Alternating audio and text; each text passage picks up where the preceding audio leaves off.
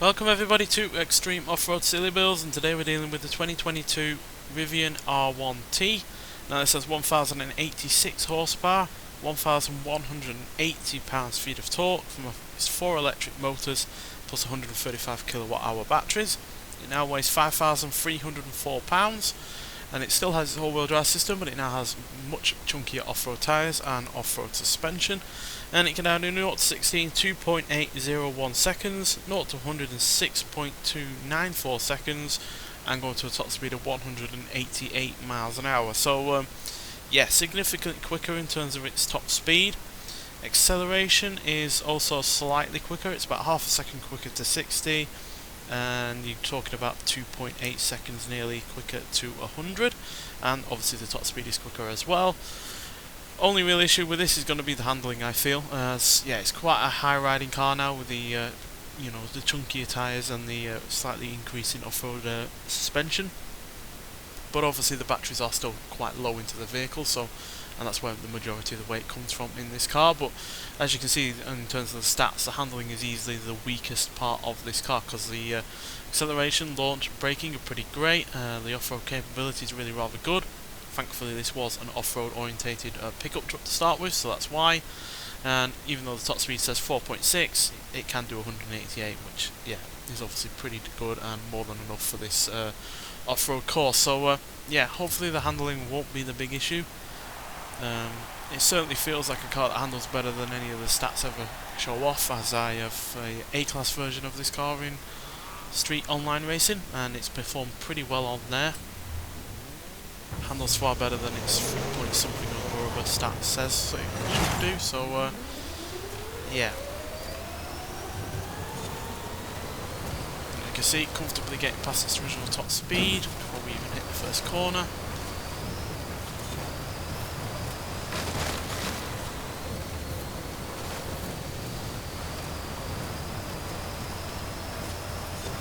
Yeah, it's going to be the tighter sections, the sections that require more agility and precision that are really going to make or break this car, I feel. I think it is easily one of the heaviest EVs that we've had on the series. I imagine the GMC Hummer EV is the only one that's actually heavier than this. But that did pretty damn well, so yeah, this might do better maybe, slightly lighter, but that GMC also had a lot more in the way of power. Started off with more power than this did originally. Oh dear.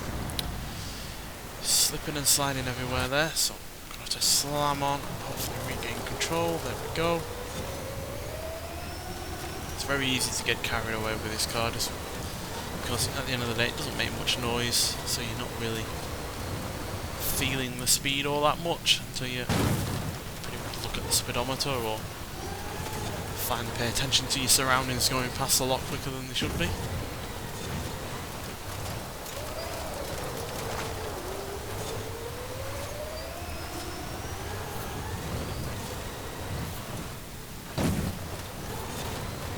Yeah, it's going to be interesting to see what the SUV variant of the R1 can do, because that will have more weight over the rear end.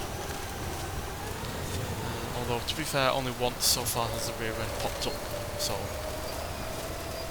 that might not be too much of an issue, but yeah, yet to finish this run down the course, so can't say for sure right now.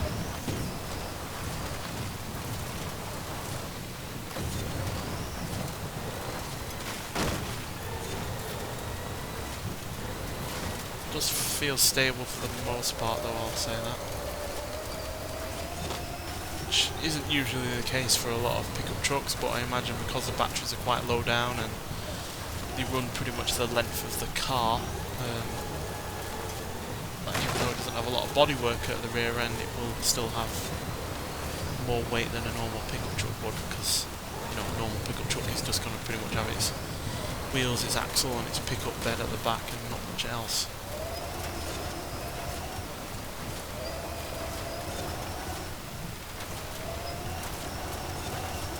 Good turning as well, helped by the fact it was all-wheel drive to start with, because it's always had 4 motors, so yeah, 4 motors are what remain. Not that I had any choice in the matter, because you can't actually convert it to only rear-wheel drive.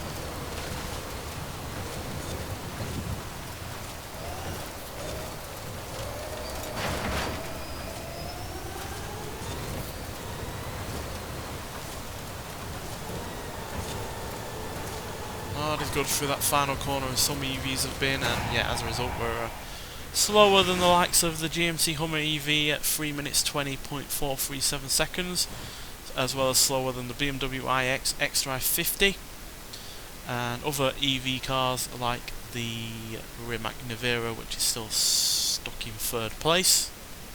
That hasn't moved at all for a while. But yeah, we are at least quicker than, let's have a look,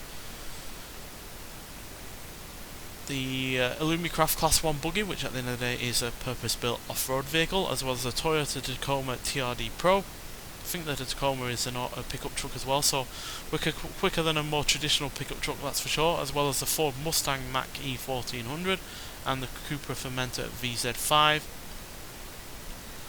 But we are slower than other EVs like the Tavascan Concept, also from Cupra, as well as the Urban Rebel Concept, also from Cupra, who have been one of the more consistent cars makers in terms of EVs.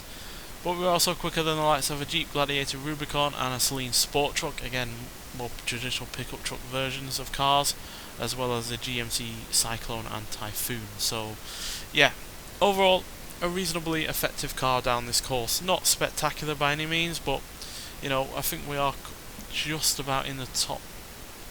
No, we're just outside of the top 50. We're in 51st place. So yeah, it's still about the mid-table. So yeah, that is still overall really rather good. And considering the amount of power, the amount of weight that it's got going on in this car, and the fact that that power is virtually immediate, no matter what corner you're on, or what straight you're going on, or what surface you're on, then yeah, this is a pretty formidable car, and not the easiest ones to get down this course, especially with the handling not being the greatest, but still, it was quick where it needed to be, and yeah, had good turning for the most part, and the brakes certainly helped to keep the weight under control and the momentum under control, more importantly. So yeah, overall a impressive enough car. Yeah, I'm looking forward to seeing what the R1S can do in comparison to this, given the its different body shape and the different weight distribution, but yeah, for now, this is the quickest Rivian that we've had on this series. Nonetheless though, thank you for watching, and I'll see you in the next one. Bye.